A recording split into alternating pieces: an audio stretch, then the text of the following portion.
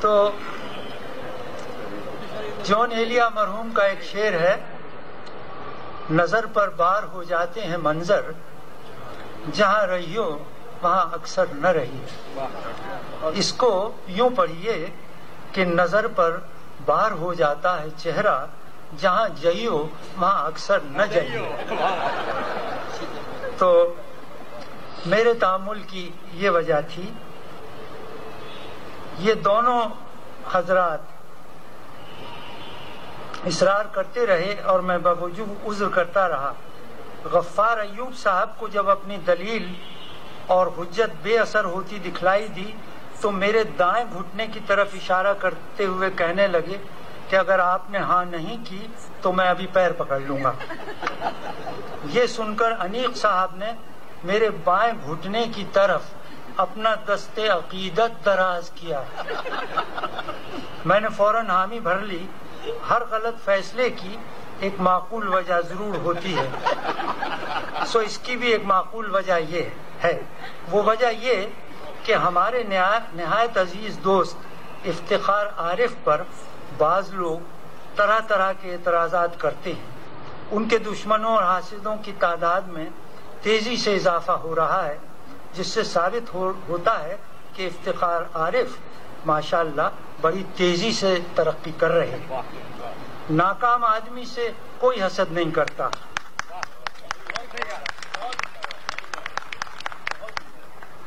اور کامیاب آدمی کو کوئی مشورہ نہیں دے سکتا۔ ہر ایک سے افتخار بڑی عزت سے پیش آتے ہیں اور ان شاعروں تک کے پیر چھو لیتے ہیں جو ہر مشاعرے میں بڑی باقاعدگی سے ہونٹ ہوتے ہیں۔ اس سے بعض لوگ یہ نتیجہ اخذ کرتے ہیں کہ افتخار عارف جس شخص کے گھٹنے برسر عام چھو لیں اس کا ناکام اور نالائق ہونا لازمی ہے۔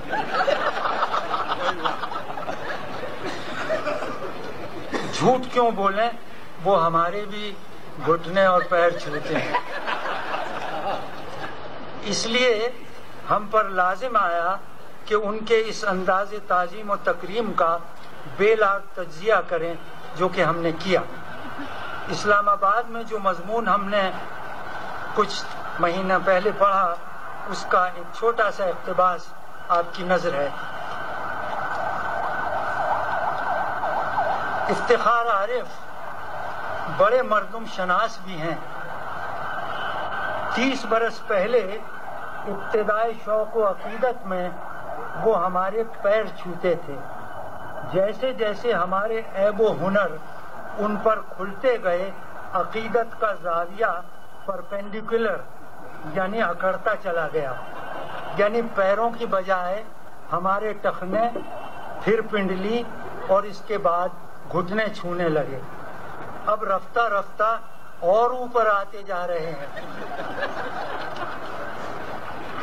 ہمیں اندیشہ ہے کہ ان کی عقیدت کا سفر شمال کی جانب اسی طرح جاری رہا تو وہ پیر پکڑتے پکڑتے ایک دن اپنے پیر و مرشد کے کان پکڑ لیں گے۔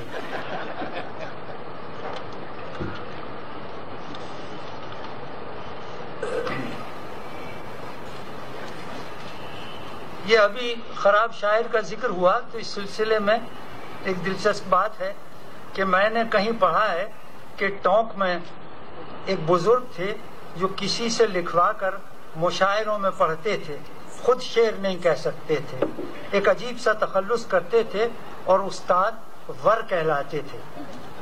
ایک مشاعرے میں شعر پڑھ رہے تھے کہ کسی مسخرے نے اٹھ کر بآواز بلند پوچھا، استاد اس شعر کے کیا معنی ہیں؟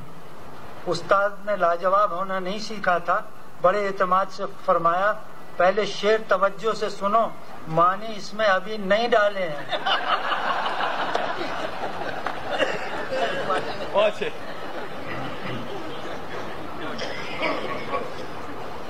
میری گھبراہٹ دور کرنے کے لیے مجھے تسلی دی گئی ہے کہ تقریب میں کمپیئرنگ انیق صاحب کریں گے۔ حالانکہ اب وہ اپنی بڑھتی ہوئی مصروفیتوں کے پیش نظر اس اعزاز سے اپنے دشمنوں کے حق میں دستبردار ہو گئے۔ مرزا کہتے ہیں کہ خراب شعروں کی سال ہا سال تک مستقل مزاجی سے داد دینے کی وجہ سے انیق کا وزن بڑھ گیا ہے اور بینائی بھی خراب ہو گئی ہے۔ یہ تو ہم نے بھی دیکھا کہ خراب صحبت سے ان کی صحت پر اچھا اثر پڑا ہے۔ مان کے نہیں دیتے کہ پیٹ بڑھ گیا ہے، کہتے ہیں کہ میرا پیٹ تو اتنا کا اتنا ہی ہے، بیلٹ کثرت استعمال سے چھوٹی ہو گئی ہے۔ جیو اسٹوڈیو میں کوئی انہیں میٹھی نظر سے بھی دیکھ لے تو 2000 کیلوریز اور 2 کلو وزن ان کا بڑھ جاتا ہے۔ عزیزی انیق احمد کی زبان آوری اور چاند ماری کا دائرہ وسیع سے وسیع تر ہوتا جا رہا ہے۔ ان کی جو سخت جان ان کی کمپیئرنگ کے وار سے بچ نکلتے ہیں، ان کا تیا پانچا یہ اب ٹی وی پر یا اپنے رسالے سخنور میں کرتے ہیں، جو وہاں نہ مر سکے وہ یہاں آ کے چت ہوئے۔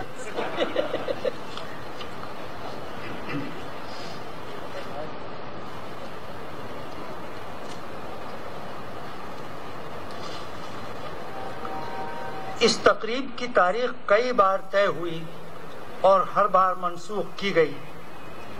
ہر بار پتہ چلا کہ اس دن تو سوئمنگ پول استعمال ہو رہا ہوگا۔ یہ طے تھا کہ منتظمین میرے اور سوئمنگ پول کے درمیان کم از کم 24 گھنٹوں اور 40 قدم کا فاصلہ رکھنا چاہتے ہیں۔ کوئی دن کوئی تاریخ ایسی نہیں نکلی جب سوئمنگ پول خالی ہو۔ مرزا نے سنا تو بولے کہ برادر، یہ جو سوئمنگ پول کی قید لگا دی ہے تو کیا تم سوئمنگ پول میں کھڑے ہو کے تقریر کرو گے؟ میں نے یہ بھی تجویز پیش کی کہ اگر تیرنے والے حضرات میری نظر بد سے ڈرتے ہیں تو میں اینک اتار کے آ سکتا ہوں۔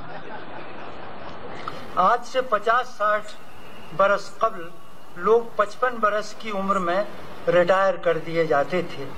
ریٹائرمنٹ کے بعد وہ مسلح پہ بیٹھ جاتے تھے اور محلے کے شادی بیاہ اور طلاق کے جھگڑے نمٹایا کرتے تھے۔ وہ اتنے بے ضرر اور ناکارہ سمجھے جاتے تھے کہ محلے کی عورتیں ان سے پردہ کرنا چھوڑ دیتی تھیں۔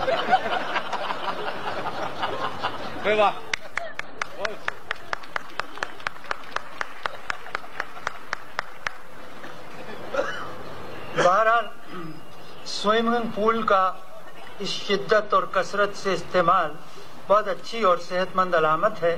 ہم نے ایک دن اپنے ہمدم و ہمراز مرزا عبدالودود بیگ سے کہا کہ آؤ میں تمہیں سندھ کلب کا نیا سوئمنگ پول دکھاؤں، بہت خوبصورت ہے۔ کہنے لگے میں کسی ایسے پول یا پونڈ میں اترنے کے لیے بالکل تیار نہیں جہاں میں مچھلی نہ پکڑ سکوں۔ میری اور غفار ایوب صاحب کی دلی خواہش اور دعا تھی کہ سوئمنگ کے شوقین ممبران کسی دن سوئمنگ پول سے نکلیں تو میری باری آئے۔ خدا خدا کر کے وہ دن آج آ گیا۔ کسی زمانے میں ایک حکایت پڑھی تھی جو کچھ اس طرح ہے کہ ایک ہاتھی ایک سوئمنگ پول میں بڑی دیر سے پڑا اینڈ رہا تھا۔ اتنے میں ایک چوہا آیا اور ہاتھی سے ہاتھ جوڑ کے گزارش کی کہ سرکار آپ پول سے باہر نکلیں تو میں بھی ایک آدھ ڈبکی لگا لوں۔ ہاتھی نے سنی انسنی کر دی اور سونڈ میں پانی بھر بھر کے فوارے آتے جاتے پر چھوڑنے لگا۔ لیکن جب چوہے کی منت سماجت بہت بڑھی تو ہاتھی جھومتا جھامتا سوئمنگ پول سے نکلا اور ڈپٹ کر چوہے سے پوچھا، ابے تو چاہتا کیا ہے؟ چوہے نے جواب دیا کہ میں تو صرف یہ دیکھنا چاہتا تھا کہ کہیں آپ میری سوئمنگ کاسٹیوم تو نہیں پہنے ہوئے ہیں۔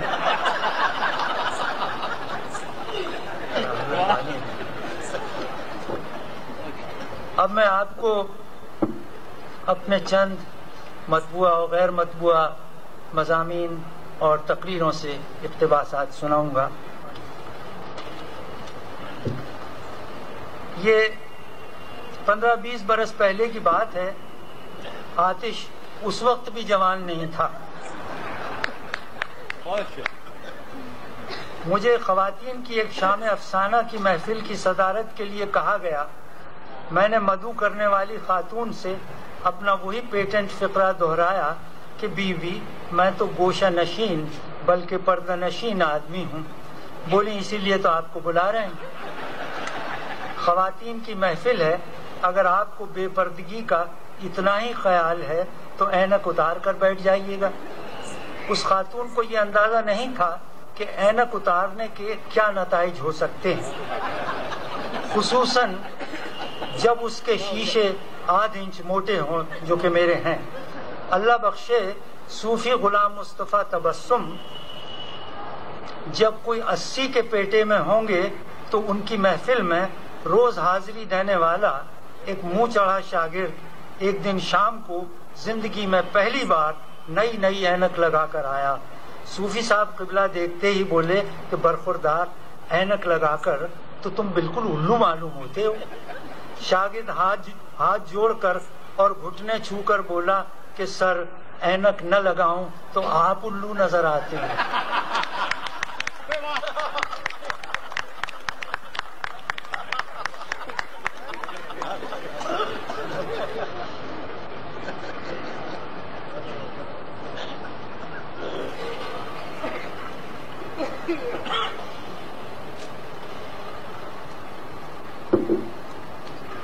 اب جون ایلیا پر کچھ سن لیں. ایک باقا البیلا شاعر بہت جلد رخصت ہو گیا. بیک وقت مغموم لہجے اور سرشاری کا شاعر تھا. ان کے ادبی ریفرنس بہت ہو چکے، تعزیتی جلسے بھی ہوئے. آئیے ہنس کر اسے یاد کر کے دیکھیں. آنسو تو بہت بہا چکے ہم. ہمارے بیان میں اگر کہیں تفنن کی آمیزش نظر آئے تو معذرت چاہوں گا، اس لیے کہ بچھو اپنی محبت کا اظہار بھی ڈنک سے کرتا ہے.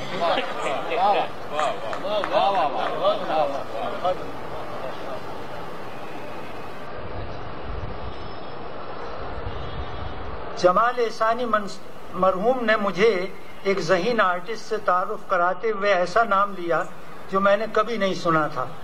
کہنے لگے رسام سے ملیے.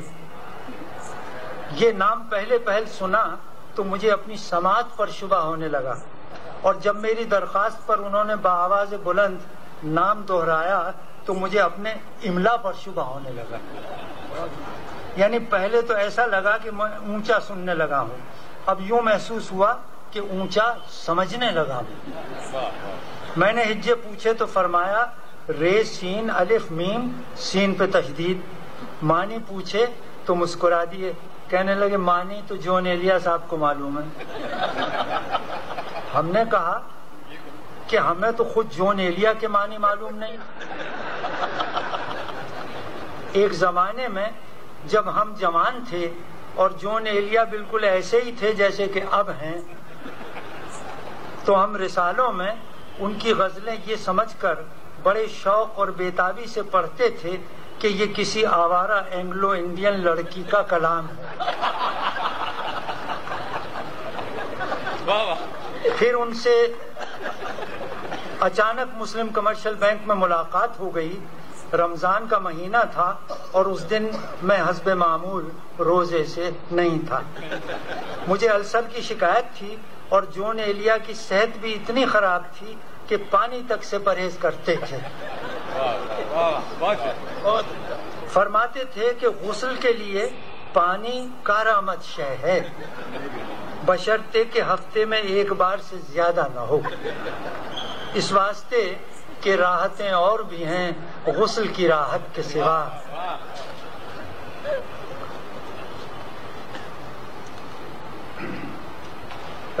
چنانچہ ان کو اس زمانے میں بھی روزے ہی نہیں اور بہت سے فرائض دینوی اور دنیاوی معاف اور لذائذ حلال تھے. تواضع کی غرض سے میں انہیں ایسی محفوظ جگہ لے گیا جہاں ہمارے اور مسلح گارڈ کے علاوہ کوئی قدم نہیں رکھ سکتا تھا رمضان میں.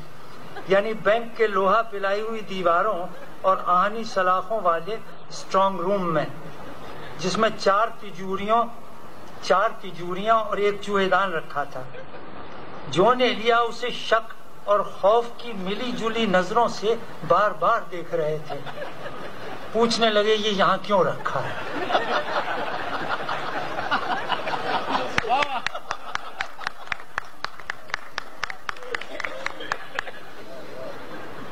وہاں ہم دونوں نے چوری چھپے جو چائے پی، اس کا مزہ مجھے یاد ہے، وہ ذرا ذرا انہیں یاد ہو کہ نہ یاد ہو۔ یہ مضمون انہیں بھی سنا چکا ہوں میں۔ مرزا عبدالودود بیگ کہتے ہیں کہ چائے میں گناہ کی آمیزش ہو جائے تو شراب کا مزہ دیتی ہے۔ دوران ارتکاب ہم نے جون ایلیا سے ان کے نام کے معنی پوچھے۔ وہ سمجھے ہم طنز کر رہے ہیں، کہنے لگے آپ کو عبرانی یعنی ہیبرو آتی ہے؟ ہم نے جواب دیا کہ نہیں۔ پھر پوچھا آپ کو عربی آتی ہے؟ ہم نے سر جھکا کے کہا کہ نہیں۔ بولے مجھے آتی ہے۔ یہ عبرانی اور عربی نام ہیں۔ اس ناک آؤٹ ضرب کے بعد ہمیں کچھ ہوش آیا تو ہم نے شرارتاً پوچھا کہ چارلس لیمب نے اپنے انشائیوں کا نام ایسز آف ایلیا رکھا تھا، کیا آپ کو اس سے بھی کچھ نسبت ہے؟ اپنی ذہین خمار آلود آنکھوں سے مسکرا چکے تو فرمایا اسے خارج از امکان قرار نہیں دیا جا سکتا۔ گویا ان کا اور ان کے بھائی صاحب کا بہت ہی فیوریٹ لفظ تھا۔ مرزا کا بیان ہے، یہ ان کی زندگی میں ہی لکھا تھا اور ان کے سامنے 2 دفعہ پڑھ چکا ہوں۔ مرزا کا بیان ہے کہ اب جون ایلیا اتنے کمزور ہو گئے ہیں کہ چلنا پھرنا دو بھر ہے۔ ان کی چھڑی بھی ایک شاگرد اٹھائے پیچھے چلتا ہے۔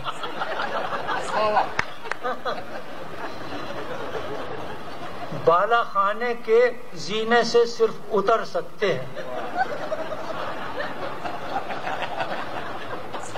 فون بھی ٹھیک سے نہیں ملا سکتے۔ ایک دفعہ کہیں ڈنر پر گئے ہوئے بلکہ لے جائے گئے تھے، وہاں سے رات کے 12 بجے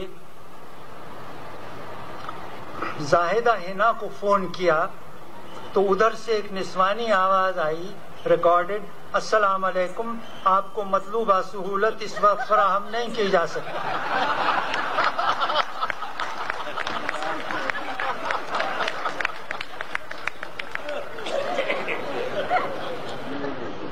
خود بیان کرتے ہیں کہ میرا ایک میجر عشق اس لیے ناکام ہوا کہ میں اس زمانے میں امرود تک افورڈ نہیں کر سکتا تھا۔ عجیب وجہ بتائی انہوں نے۔ مردود رقیب نے امروہہ میں ہماری مشترکہ محبوبہ کو ایک دن 1.5 سیر امرود پیش کیے اور وہ اس کے ساتھ چلی گئی۔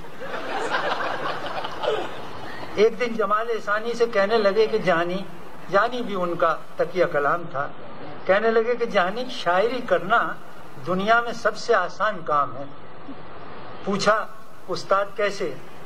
فرمایا مثلاً آپ اسمگلنگ کرنے لگیں تو قوی امکان ہے کہ آپ کو ایک نہ ایک دن گولی مار دی جائے گی، لیکن شاعری آپ کتنی بھی خراب کریں، کوئی بھی محض شاعری کی وجہ سے آپ پر 4.25 روپے کی گولی ظاہر نہیں کرے گا۔